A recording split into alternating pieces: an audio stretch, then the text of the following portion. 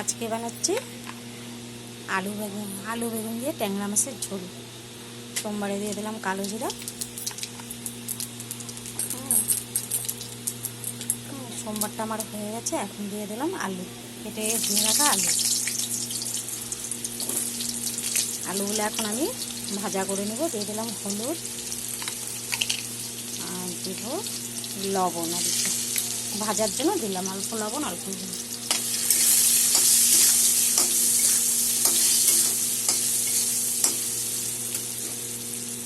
আলু আমার ভাজা হয়ে গেছে।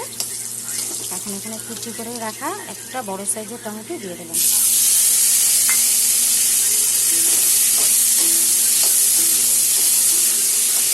অল্প লবণ দিয়ে দিলাম, অল্প লবণ, যাতে টমেটোটা নরম হয়ে যায়।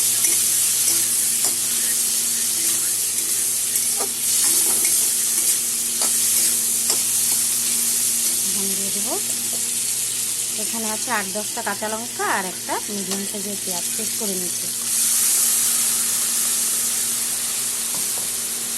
আর এখানে আছে আধা চামচ হলুদের গুঁড়া, আধা চামচ জিরের গুঁড়া আর আধা চামচ ঝাল লঙ্কার গুঁড়া আর অল্প লবণ। সব একসাথে এখন দিয়ে দিলাম, কষিয়ে নেব।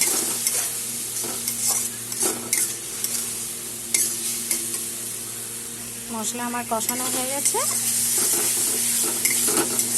টমেটো নরম হয়ে গেছে, আলুও সিদ্ধ হয়ে গেছে। এখন আমি দিয়ে দেবো জল, পরিমাণ মতো জল দিয়ে দেবো।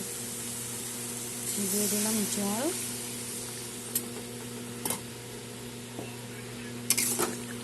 লবণ লাগলে পরে দেবো, আগে দিয়েছি। আর এখন দিয়ে দেবো ভেজে রাখা ট্যাংরা মাছগুলো আর বেগুন একসাথে আছে, বড় সাইজের ট্যাংরা মাছগুলো দিয়ে দিলাম সব একসাথে। ঝোলটা ফুটে উঠলে গ্যাসটা অফ করে দেবো।